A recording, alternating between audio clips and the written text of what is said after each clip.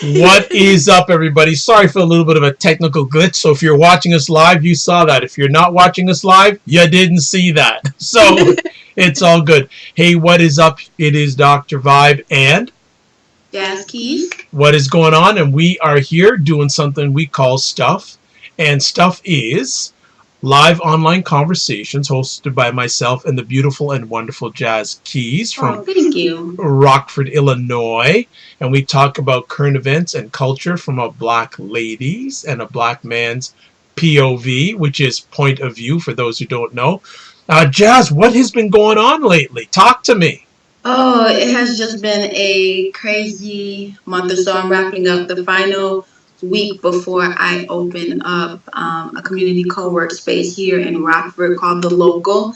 So it's just been a little crazy, but extremely exciting. Yeah, that's been about it. And how long has this been a vision of yours for? So I've been working on this project for about 5 months from start to finish, complete renovation of the space and everything like that.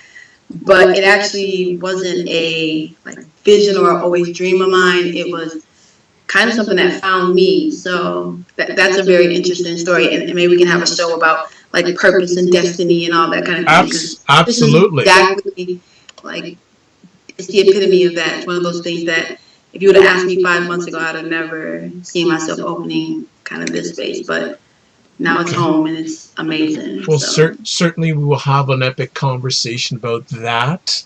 And how's the boss of the house? Still the boss. Still the boss. Large and in charge. She is out for a fun night while mommy's here working. So she's doing great though. And we're talking about Jazz's wonderful daughter. She is the boss of the house. So you know. She gets what she wants most of the time. Yeah. There you go. There you go. Well, yeah, exactly. And even when I'm in her presence, she gets what she wants. I don't mess with her. I do not mess with her. I've learned the hard way. She does not leave any situation or conversation without getting what she wants. Yeah. And where did she get that from? I have no idea. Go away from me on that. Well, hey, you know what? We are back. We got a lot of great conversation pieces tonight, and there's so much stuff going on. But I thought we'd start off with Jemele Hill. And for those who are not familiar who Jemele Hill is, she is a very prominent person in the sports media industry. She and a gentleman named Michael Smith host ESPN, which is the leading cable network in the United States. She hosts a program called SC6, which is their, I guess, most viewed news, I guess probably one of their most viewed news programs on television.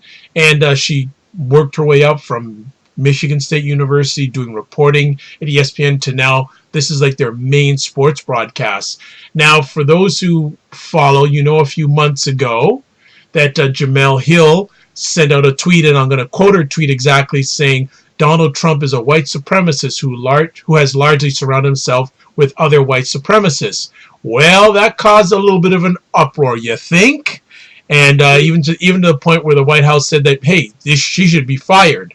But what happened was that ESPN basically said that Jemele Hill's comments don't represent ESPN, and basically she ended up apologizing. That was back on September 11th. Well, last Sunday, added to the interesting journey of Ms. Hill, ESPN, and sports journalism and social justice. She then put out a tweet saying, "This play always works. Change happens when advertisers are impacted. If you feel strongly about JJ's statement, boycott his advertisers." Now, what she was referring to is the boycott of a number of NFL players who were taking a knee during the national anthem. Right. Now, JJ is Jerry Jones, the owner of the Dallas Cowboys, the most valued sports franchise in the world. I didn't know that. Yes, in the world. Makes sense, though. And Mr. Jones said basically on Sunday that if any of his players kneel during the anthem, they ain't going to play in that game. So then that led to Jemele Hill's comment saying, If you feel strongly about his statement, boycott his advertising, because she's saying if you want to hit the NFL like any business, hit them in their pocketbook, which then led to ESPN suspending Jemele Hill for 2 weeks. So this has just caused a lot of uproar, and it's continuing on with the NFL. What's going on? Jerry Jones met with his players today. I haven't got any info on the result of that. So we want to chat about, I guess, Jemele Hill, and also the fine line of, if you are representing a brand or an entity, what line should it be, if there any, between what you think opinions individually versus you representing a media property? And both Jazz and I will speak about this. I don't represent any media properties except my own, but I know that Jazz has written and maybe still just write for some media properties. So what do you feel about this situation? Gosh, it's such a mix. First of all, sis may as well go ahead and resign, because clearly, like, and I admire and I respect her, but she is in a place where I don't believe that she can not push the envelope, which I'm not saying yet right or wrong. I'm just saying that I believe that there comes a point where we can no longer be restricted by potential consequences or dangling the carrot in front of us, which is money, job, prestige, accolade. And it gets to a point where it's like, I have to stand on what I believe in. And I feel like she is the martyr for standing for what she believes in, and knowing that they're going to come with some form of consequence. However, it's just such a tight situation, because there is that place where we're trained to believe that when you reach a certain level, like, you said she climbed from Michigan and, she made it to the top ESPN show. We are trained to believe, like, when we make it to a certain level, like, we have to always uphold that brand and that business and that position. And why isn't it okay for ESPN to say, yes, she does an excellent job reporting. Yes, this is, who we've chosen to do this show. Her personal beliefs are not our beliefs. And so I don't believe that we should be held hostage by our positions, by our jobs, by our titles, to be silenced. And that's really what they're saying to her is, we've given you a slap on the wrist the first time, where, they clearly don't want to fight her. She's good at what she does. But it's one of those things where it's like, you need to be silent now. And that's what I feel like is happening. That's what I feel like the consequences are, kind of raining down on her, where you speak out like this again, and who knows if we can protect you. And I say we kind of in that condescending kind of slave tone. But that's really what I feel like it is we're trying to keep you, we're trying to stand for you, we're trying, like, to get you out of this mess you made. And one more time, I don't know if we can, protect you. It's kind of what I feel like is happening. So I feel like she's in a tight spot. Well, I agree with you that she's in a very tight spot. I'm going to take a look at this in a number of different platforms. When you work for an entity like that, you have to follow their rules. Yeah. Like it or not, that's just the way it is. So, are the rules like, and I'm sorry, but are the rules like, okay, you have to be punctual, you have to, do this on radio, you have to do this, or is the rules that no matter if you're on or off the clock, you have to represent us? Well, I don't know. Like, again, I've only read a little bit about their social media policy, but again, unfortunately, because she is being paid by them, unfortunately, they can set rules. Mm-hmm. And I feel for her, and I understand where she's coming from in regards to what she's saying. But what's even more precarious is that ESPN broadcasts NFL games. ESPN has paid the NFL billions of dollars to broadcast their games. So I empathize with Jemele. I think I really like her, But if that's what she wants to say, I think she'd be better off on another platform. Now, what platform that's going to be if she ever leaves is going to be interesting, because someone, I was going back and forth a little bit with a gentleman on Twitter saying, oh, she should go over to Fox. Now, I'm going, that's interesting. And I haven't, well, this is a larger conversation piece we may not get to tonight, but Fox Sports is the same group of companies as Fox News. Right. So, but there is a gentleman on Fox News named Shannon Sharp who's very outspoken about his comments and in regards to this situation, and they haven't done any reprimand of him. So I don't know. Again, when you're part of a media entity, and I'm sure you've been part of some, they've probably given you their code of ethics, so to speak.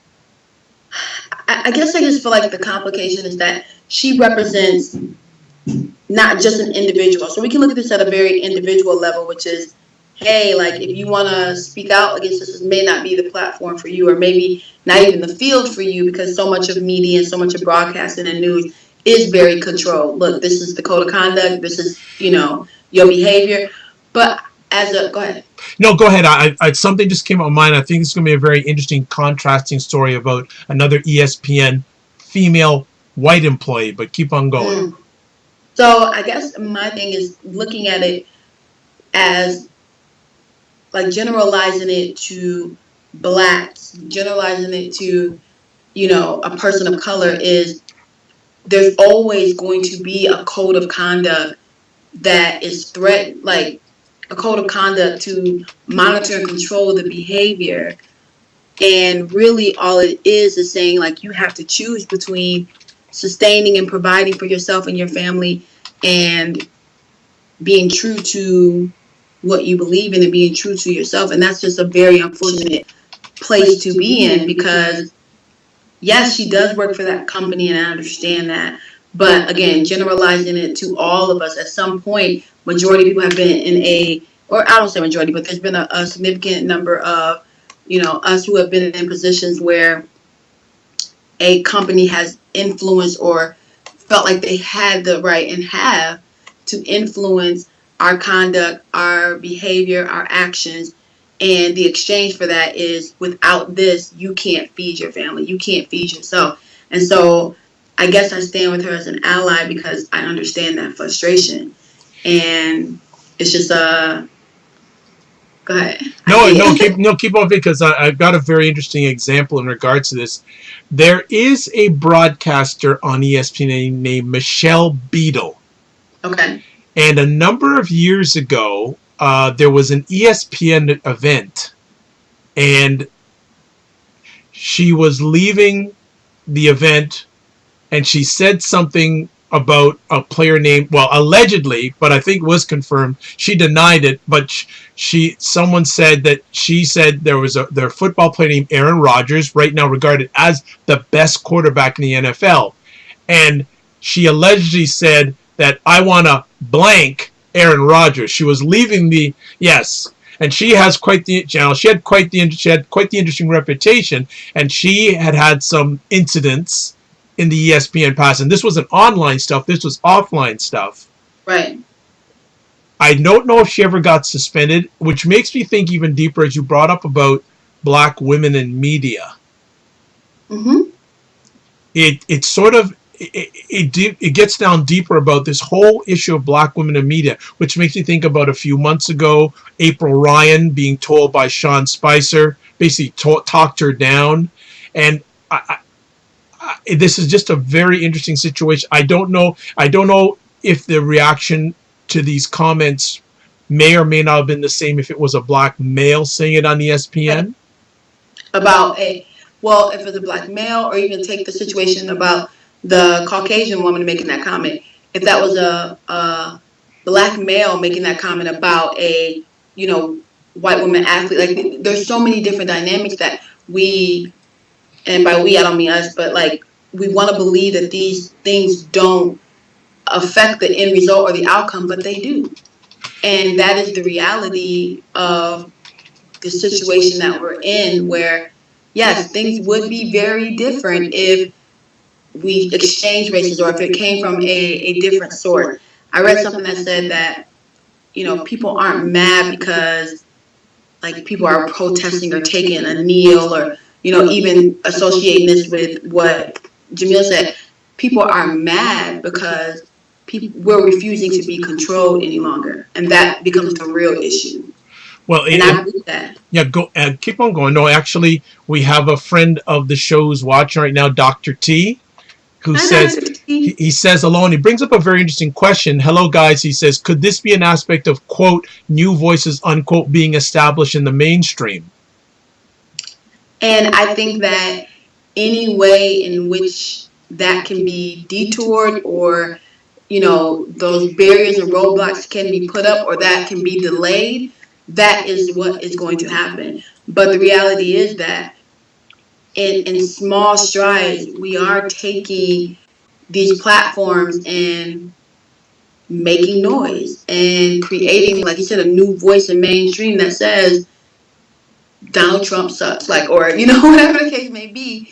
And the social media and the outside realm is also contributing to the influence of what's being said on old platforms like just strictly television. So I believe that does play a huge role in it. But what's becoming uncomfortable is that's not the norm. Well, I'm gonna And so here we are, like, I'm gonna add to this because and it's a good point by Dr. T. I don't think that traditional media is really wanting to have new voices. No, that's the problem. Media, the way that it is conveyed is that it's supposed to be objective. It's supposed to present information. It's supposed, it's not supposed to necessarily steer or guide. Some does, but it's supposed to be this presentation of whatever information, fact, entertainment, whatever the case may be. The reality is that it's not. It is designed to really influence a certain message, and that message is not in our favor. And so when those who have gotten in position and utilized their platforms and taken a kneel and used social media and protested against, or protested for the rights, that becomes an issue because they don't want new voices. They want us to take our paychecks, do what we're asked, and leave quietly.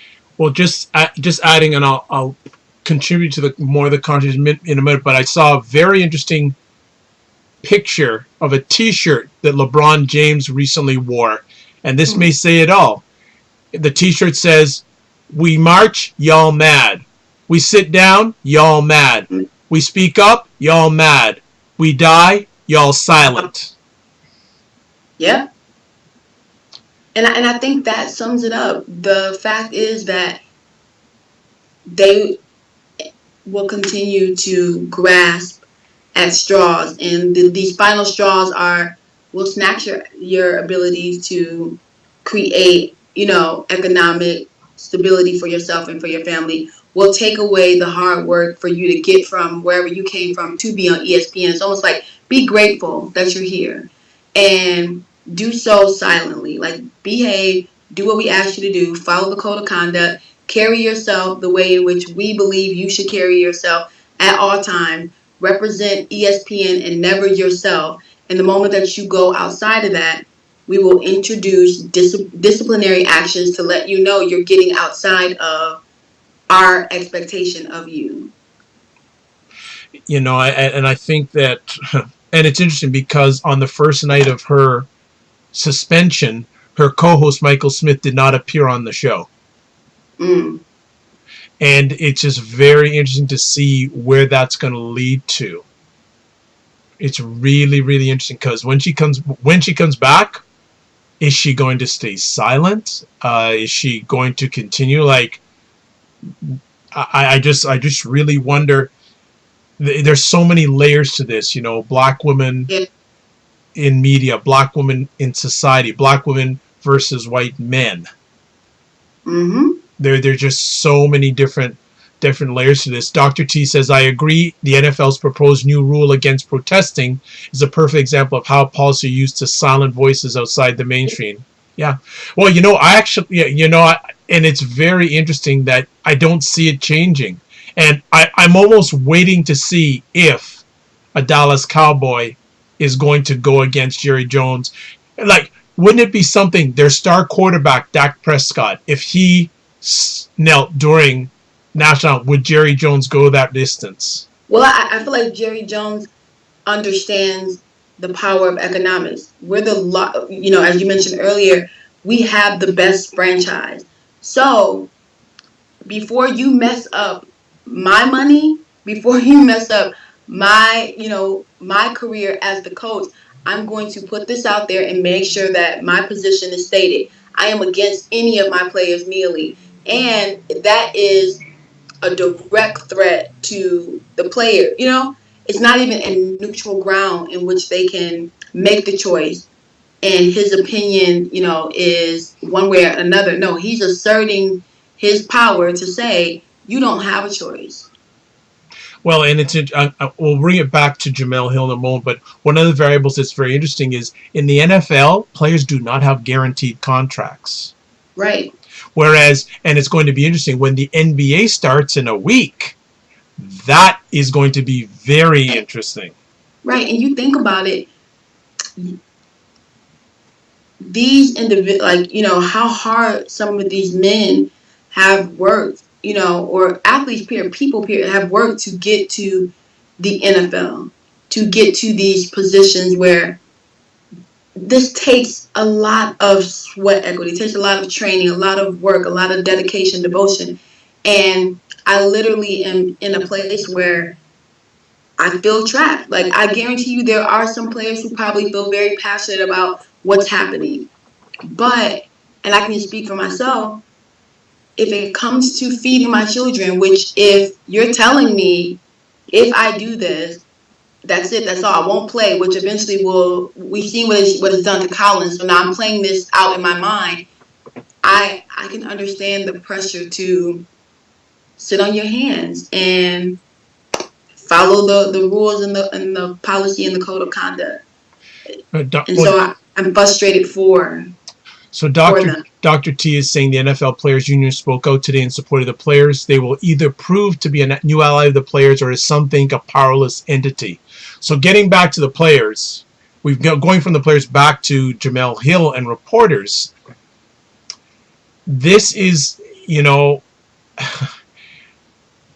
it must be difficult being at times a black media representative of an entity, and especially now in times in the United States as they are right now, that you can't speak your opinion. But Jamel should know, she knows this is twice now, and I do feel for her, and I think that she I can only go by what I see. She's having some deep thoughts inside herself on what the next step should be. And it'll be very interesting when she comes back from those 2 weeks on what she should be able to say. Because, as I said, if anyone watched clips of Shannon Sharp on Fox, he don't hold anything back. Yep.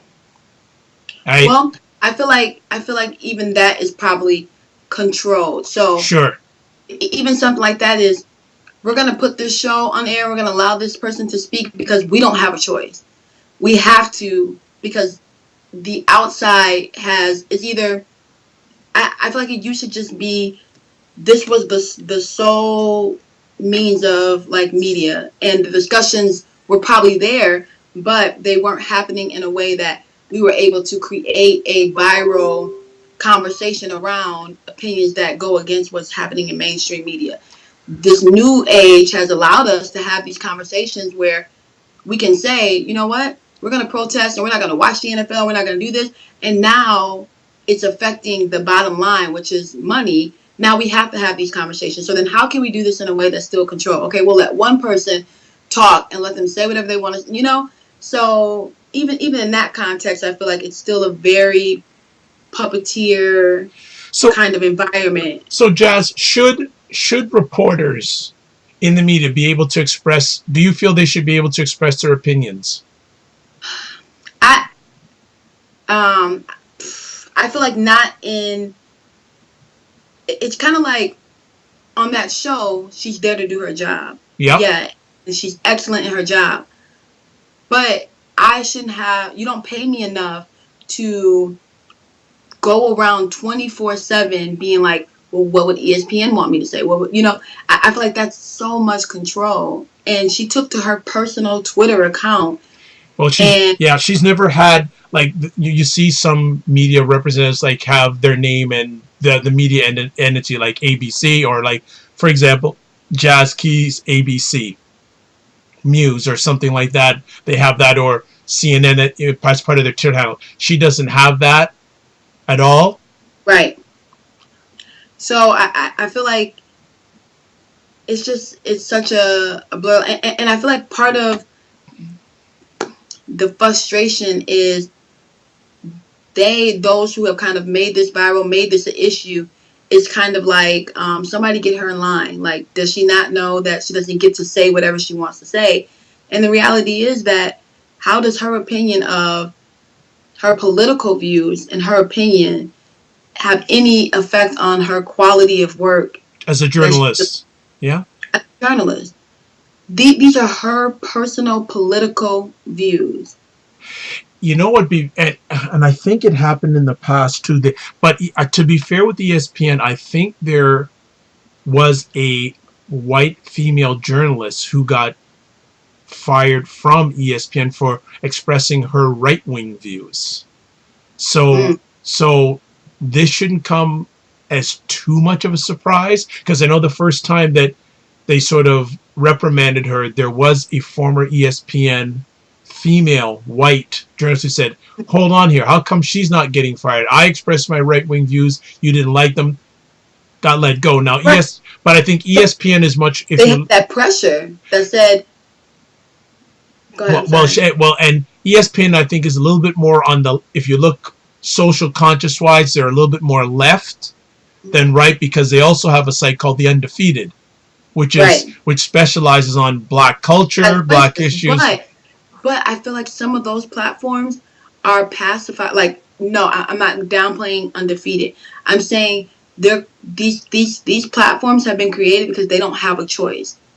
If they leave it to the black voices that they can't control, meaning, you know, mainly social media, what happens outside of that, then it's a mess. As opposed to, okay, they're going, like, black people are speaking, so we can go ahead. Okay, I'm going to interject here. Dr. T asked a question. What separates these new voices from Sean Hannity and Bill O'Reilly? Well, I think first of all, obviously color, and but they are new voices. They're speaking their view of the world, and Sean Hannity and Bill O'Reilly are speaking their view of the world. It's no different, really and truly. But I think the big difference is Sean Hannity and Bill O'Reilly are speaking to a conservative base, and it's a conservative network, Fox. Whereas ESPN, they don't want to be seen as a left,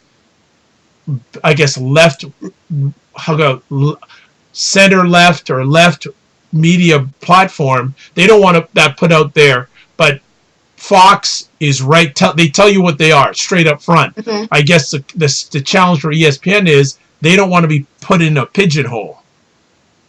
Though by their content, you can tell they're not right like Fox. Fox's network, they have black gentlemen who call out Colin Kaepernick, and there's no reprimand from the network. Like I remember, what's his name, Michael Vick. He had to take the statement back, but he said the first thing that Colin Kaepernick do is he should cut his hair. He should cut his afro, right? No reprimand from Fox, nothing at all. Even though that was an outlandish statement. And the only reason that Vic apologized in the end was there was so much uproar on social media against him. It didn't come from the network. It came from social media. And there's another gentleman on Fox named Jason Whitlock. Same thing. And he actually said what with LeBron, he said LeBron James doesn't know what it's like to be a black man, treated negatively as a black man in America. After the incident where someone put some graffiti or something in his Los Angeles home. It's a mess. I feel like that's the best conclusion. It is a mess. And again, I will constantly go back to, and I'll just kind of wrap it up with this. Jerry Jones being able to say he didn't just state his opinion. He enforced his power that says, if you go against what I think is the right thing to do, it will jeopardize you. That's the difference. We can't speak general opinion without being attacked and silenced. But but others can say, like, this is what's going to happen. This is what you're going to do, and you don't have a say so about that. And that is the frustration. Yeah, because there's no economic alternative. Well, there is an alternative. Either you work or you don't work at all. But the real alternative at the end of the day is having our own platforms. Absolutely. Absolutely. That is it. Jazz, I know you've got limited time. We can jump into a second conversation piece if you have a few moments. Yeah. All right. Another non-controversial subject. Dove. Oh my. So do you want to give the intro to this, or do you want me to give the intro? Yeah, I'll let you give the intro to this. Because I know you've got a lot to say on this one. Okay. So there was a clip put on Dove, long-lasting brand for many, many years. Dove soap, Dove hair wash, etc. There is a clip on their US Facebook page last Friday showing basically for their body wash, which showed a black woman removing her top to reveal a white woman. Yeah, okay, so that means that what they're implying is it washed her so good that it changed her color. Big upcry on social media. Huge. People saying, how did this get through the process? Obviously, well, we can't say obviously. Well, I'll let Jazz go on. There's a number of things we can chat about this, and the funny thing is, this is Dove's statement. Quote, the short video was intended to convey that the Dove body wash is for every woman and be a celebration of diversity, but we got it wrong. You think? So I'm one of those people that genuinely try to check my sensitivity to certain things, because I recognize that as a black woman, that I don't even want to say that I am hypersensitive. No, this stuff really happens and it's really frustrating. But I do try to check in, like, okay, is this one of those things that maybe is just a little off the mark and I'm being hypersensitive, or we're being sensitive as a coach? But nope, I rewatched it. I looked at the picture and I'm just trying to, I'm with those group of people that said, how? Like, who saw this final product and said, this is excellent? Like, who did that? And it's so many of that imagery, that type of media marketing, that up until, like, I don't remember, like, those conversations of seeing things that I'm pretty sure if we pulled up old commercials and old, like, marketing that have the same kind of, like, you know what? I'm gonna interrupt you there. That's a very interesting point, because a previous Dove ad, which showed three women side by side in front of a before and after image, cracked and smooth skin, caused an uproar in 2011 because the woman positioned on the before side was black while the after woman was white. Duff at that time said all three were supposed to, quote, demonstrate the after product benefits. And then it even gets better, because the company that is the owner of the Dove brand, Unilever, here's another funny thing. The black to white transition was reminiscent in the eyes of some viewers of infamous soap ads from history. Some of those ads were posted on social media. In one example from the 1880s, a black child is pictured bathing in a tub while a white child offers him a bar of soap. Right. So that's what I'm saying. Like, that is exactly what I mean. The fact is, Dove had to apologize because we're demanding that you pay attention to what you're saying, how you're saying it, how you're conveying, what you're putting out about us, how it makes us feel. We're demanding that. But I'm also very positive that before these conversations were happening, or before this social media world kind of caused these uproars and made companies come to the face of it, there were these subconscious messages that were planted in us that said, oh, I'm dirty. Like, that's really what that message said is, you're dirty. And this is clean. This is pure. This is, the aftermath of a great, cleansing is you look white. And so I'm just very, very, very fortunate. I feel fortunate to be living in the time now where Dove has to come and say, we got this wrong. Well, And no, yeah, piggybacking on what you're saying, in the fact that this is still going on, that's a huge concern. it is.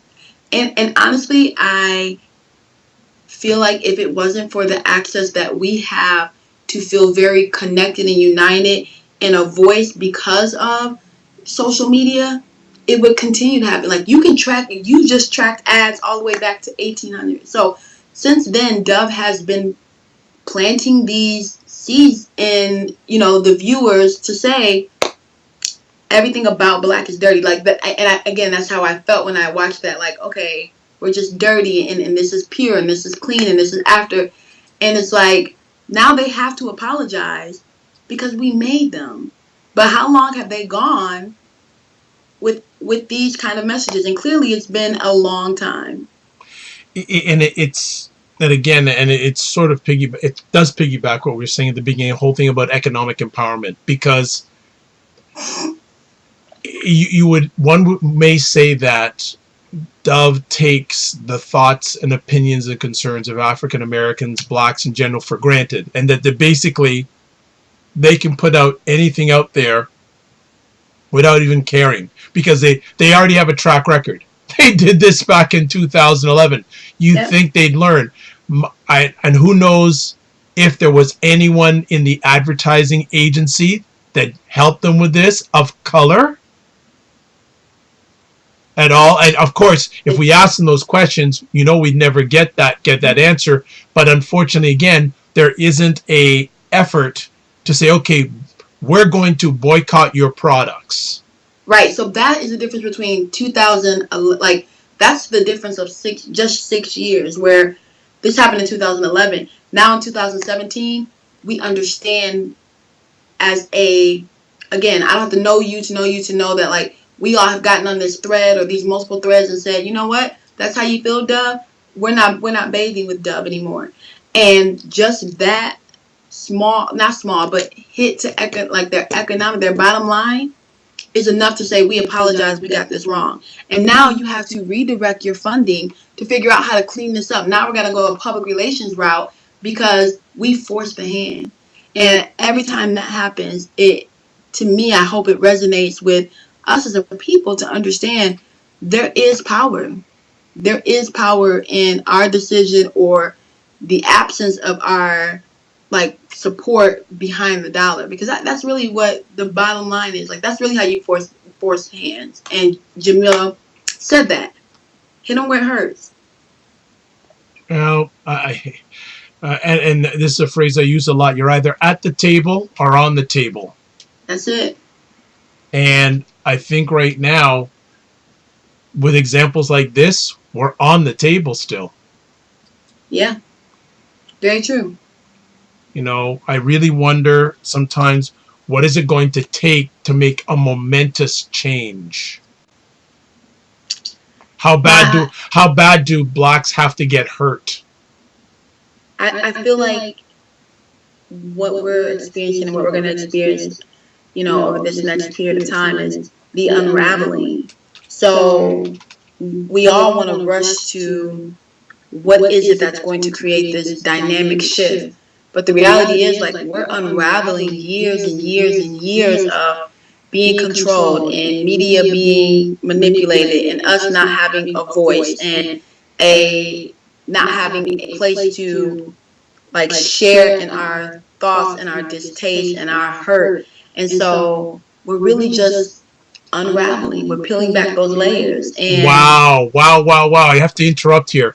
There is a long time gentleman I haven't heard from for a long, long time. And actually, I saw something he posted on my Twitter feed today, Askia Jones. And he says there's an echo. Well, there's nothing on my end or Jazz's end. Sorry, there's an echo. But Askia, would love to have some of your comments on this. Actually, I'd love you to come on one of our conversations, because you would, just to go back a bit, Askia is a person, a gentleman, a fine gentleman I met many years ago on another platform called Blab, and we had some epic conversations. I mean, wow, we did, there were some subjects we spoke about. There was sometimes we were on for 3 or 4 hours with a whole community of people.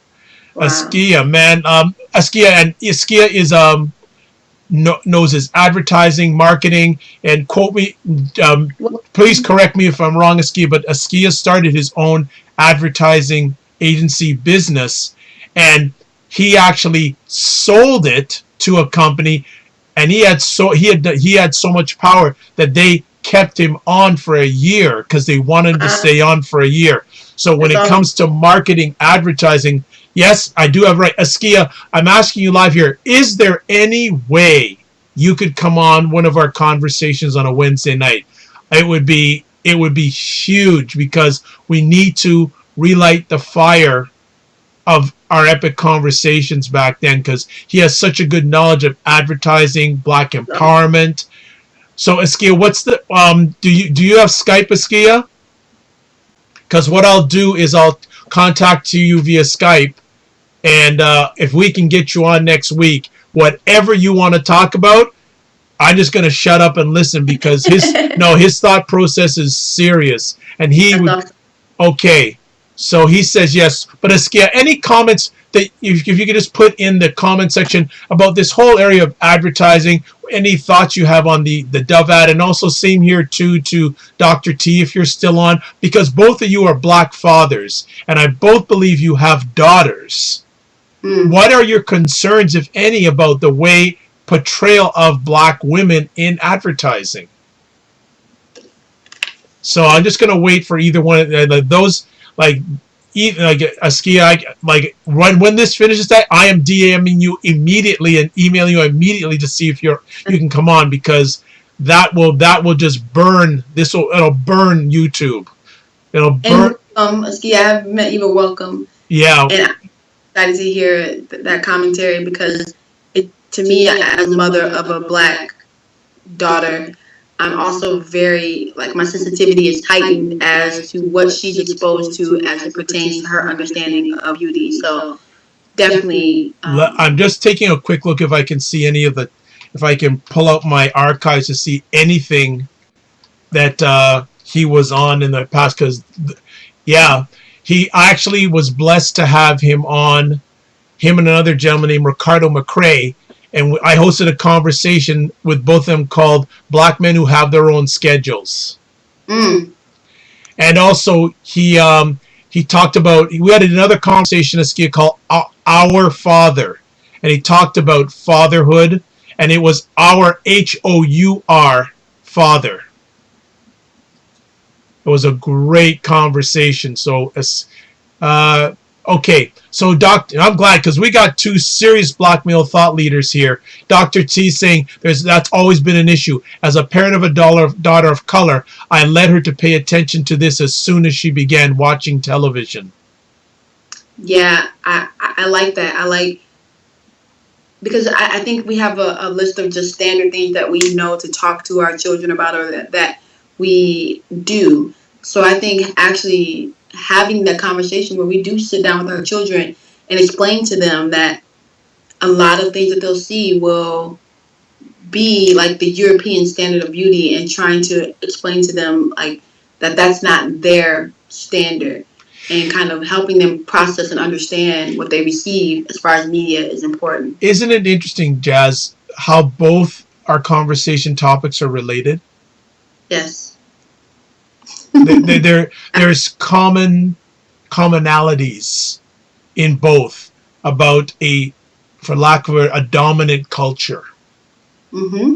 And I think in both conversations, the dominant culture looks the same. Oh yeah, absolutely. And Tell me what does it look like? If you don't say it, I will. What does it look like, that dominant culture? doesn't look like us. But okay, but what does it look like? In what sense? Maybe I'm. Demographic. Oh, it's white. Okay, and Male. there you go. Yep. It's white male. You know, that's okay. Dr. T continues. I literally had her flip over 100 channels and count how many times she saw, quote, herself, unquote, on TV. That was used to make her aware of how the world she lives in speaks, thinks, and talks. That's powerful. I am taking that, Jim, because I am very intentional about, like, my daughter seeing her features, embracing her features, understanding that she doesn't look like what she may see or what is being taught is beautiful, but learning to identify her, like, what is unique and beautiful about her as a Black girl. But I also think that it's really important to kind of help process in that process of, like, seeing them flip through channels. And I definitely probably going to do that. That is a great suggestion. That's really, yeah, that is really good stuff. That's really, like, people are visual, and especially children are very visual. And I think that is good. And Dr. T and Askia, I'm just putting on Twitter right now that you are dropping knowledge bombs right now. Live on stuff. That is, I'm gonna have to hashtag knowledge bombs. I like it. Make it a just let me just type it up here. But yeah, definitely, I think that's a very, very good practice. Have your children watch TV and see if they're being portrayed, if they can relate to what's going on. Right. That is a great, wow, that is really powerful. Let me just see. Okay, yeah, and he adds here, with the goal of establishing her presence in all areas, yet being aware.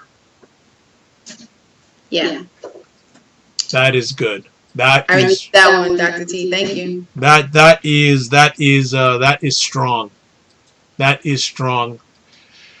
That is really, really good. I enjoyed that comment big time. That alone by itself is worth an episode of stuff, people. Right. Whether you're watching live on the replay, I think that's a good thing to take home. Have your children watch TV and see if they're being portrayed or not. And how. And how, yes. Mm-hmm.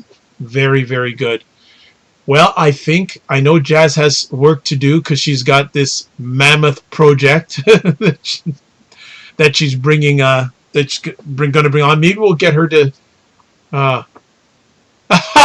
Dr. T says that's what coffee at 9 o'clock will do for you. That's how, because it was with his comments. You're drinking coffee. I am. At like 9:20. I'm not the only one. Dr. T is too. Oh, you guys are. I don't drink coffee, man. It's not good for you. You know that. Whatever. All right, but okay. But we're gonna start to wind down here because Jazz always has a myriad of things to do. Oh my gosh. Yes, I know. She's got but hopefully this was a good little escape for her. Mm-hmm. Oh, Dr. T says, have to, brother. He's working. Dr. T, am I allowed to share your project that you're working on? He goes, you go, Jazz. He says, you go, Jazz. Preparation for all-nighter, Dr. T. So, Dr. T, do you want me to...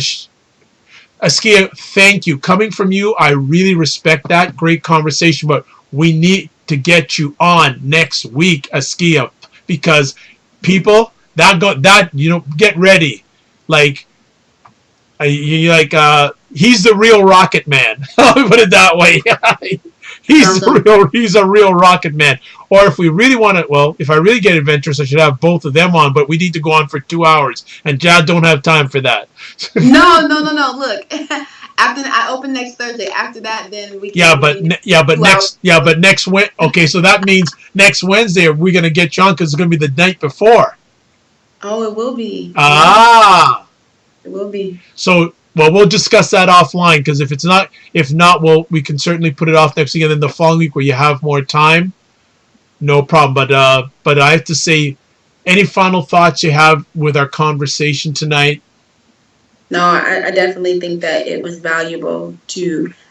Honestly, the first thing I'm taking is that note from Dr. T. I'm really big about application. So I really like that he gave us something tangible to use to apply everything that we've talked through in this conversation. But I think we kind of brought to surface a lot of valuable conversation points that really emphasize the fact that we have to continue to introduce the concept of a new Black voice on main media stream and even off. So absolutely, I think it's very important, especially to our young people, that they really need.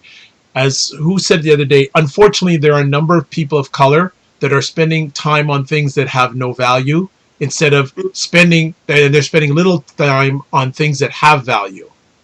Sure. And we have to have a shift. And the thing is, we don't need a lot of people to start that. We just need the right people to start that. I like it. Again, big about moving conversation into action. So yeah, absolutely. Really where we're at now. And Askia is saying, well said, Jazz, what you just said. Thank you, Askia. And Dr. T is saying it opens doors to conversations that go much deeper. And as a parent, one can find out experiences of your child that they may never think of sharing. Very true. Wow. You guys are just dropping the knowledge bomb tonight, man. I don't even want to finish this because you're firing me up. But we will end it up here. I guess I do have some final comments. When you look at Jemele Hill, when you look what's happening with her, what's happening with the Dove ad, there's some common themes. Controlling narrative. Whether it's controlling your narrative by voice, controlling your narrative by action, and controlling your narrative by economics. In each one of those cases, Jemele Hill, she's controlled.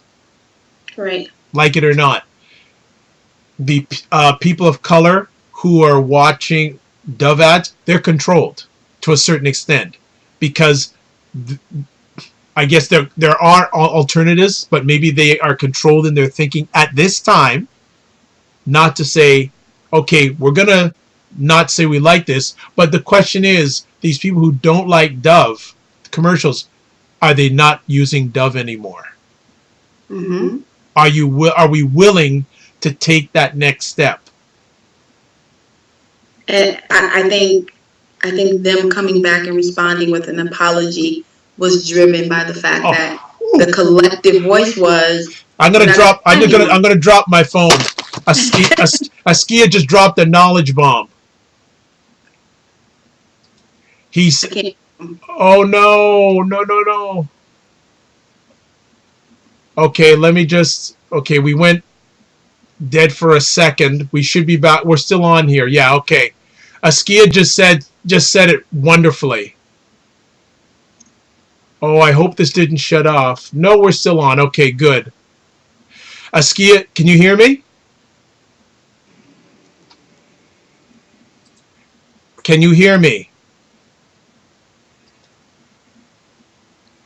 Jazz, can you hear me? Mm-hmm. Okay, sorry about that. I dropped my phone and it sort of recycled the stream. Askia just said, no, I was going to do, I don't have another microphone. I was going to say drop the mic, but Askia just said, build your platform, own your platform, control your narrative. It's that simple. That's it. Done. He says there's a huge difference between using your platform and owning your platform. Mm. And when you step out of line by their standards, you see what happens when you're on someone else's platform as opposed to owning it. And we're seeing that with Jemele.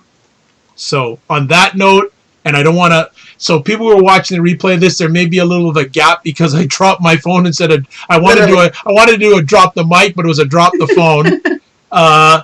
So definitely, thank you, Askia. I'm going to be reaching out to you right after this. Thank you, Dr. T. Either one of you, you're always welcome to come on a Wednesday night because whatever we're sharing, you will add positive value. If you want to come on live, touch base with me at least a day before, and we always have epic conversation. Oh, look who just jumped in.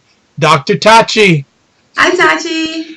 Tachi. Actually, okay, Tachi, thanks for jumping in. Do you have any quick comments about the Dove ad or Jamel Hill? So we'll give you a minute to type any comments. Oh, Tachi, you see that Askia is here.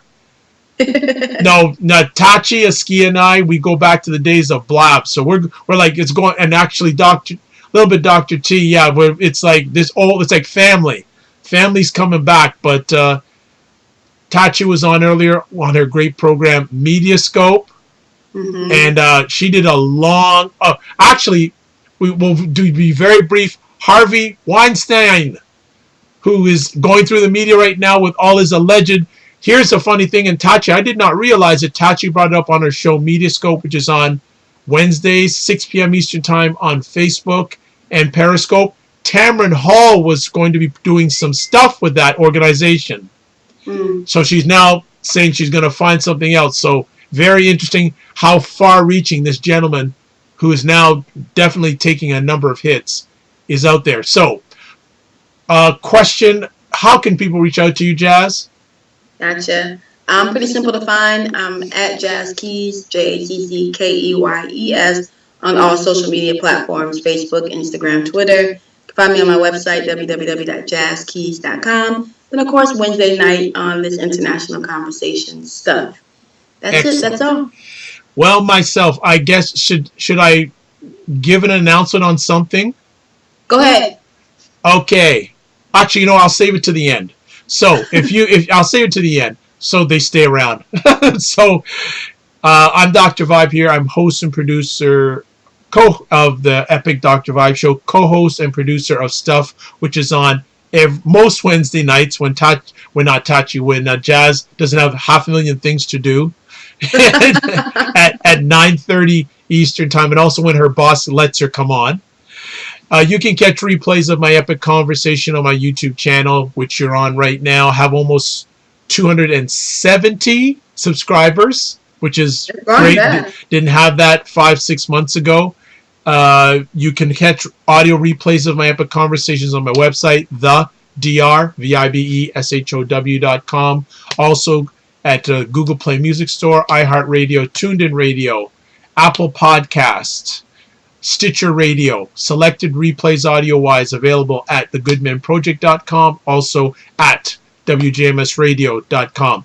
I'm also a brand ambassador for the only online magazine that features African Americans in food, wine, and travel. They call it cuisinenoirmag.com. I'm the only international brand ambassador, one of the first brand ambassadors. Also, I'm a certified empowerment coach, president and CEO of Express Your Vibe Coaching and Communications. If you'd like to get a complimentary 30-minute session, reach out to me at Twitter, drvibeshow, email dr.vibe at thedrvibeshow.com, or you can go to the website. There's a contact information form there.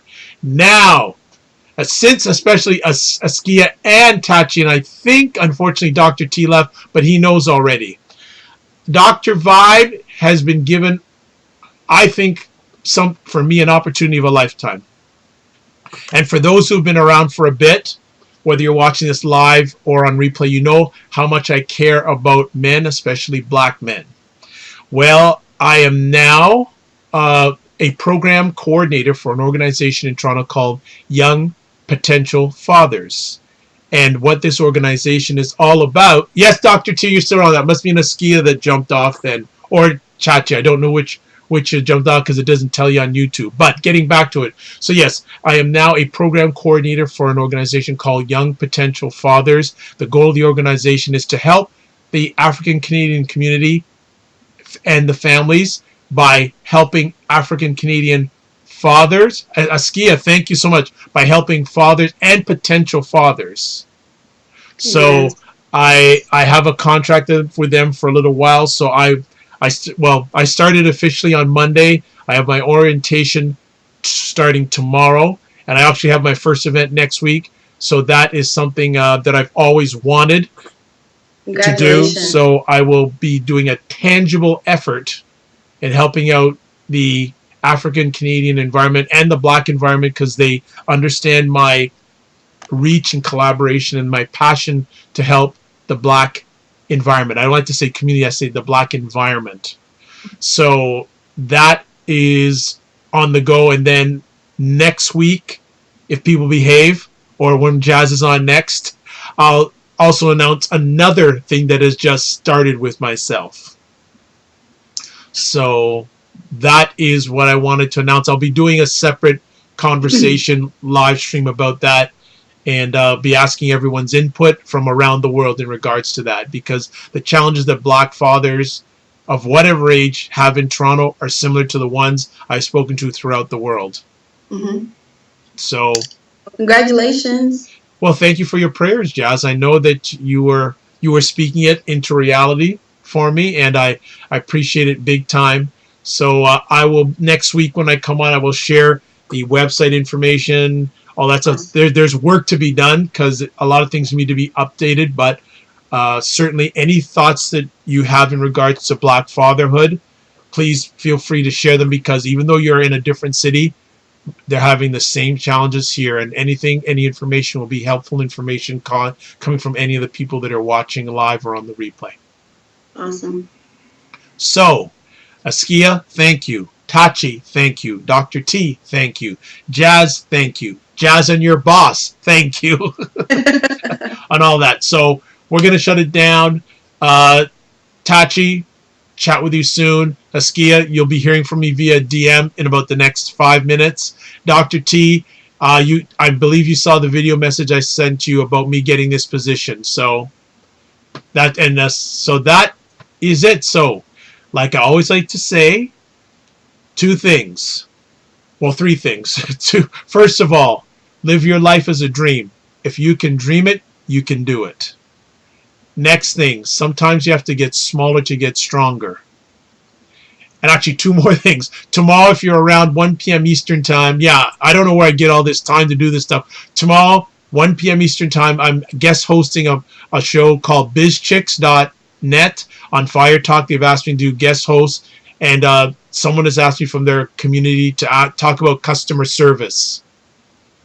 So I'll be chatting about customer service odds and ends. I'll be tweeting it out tomorrow morning, because I only have part of a day doing orientation tomorrow. So that's it. You're blessed and highly favored. You're a magnet for miracles, and you're a solution for someone's problem. Thank you for the people who watch live tonight. You mean so much to me. Thank you for your continued support. But remember, if there's anything I can help you with, possibly, just ask. God bless. Peace be well. Keep the faith. Bye-bye.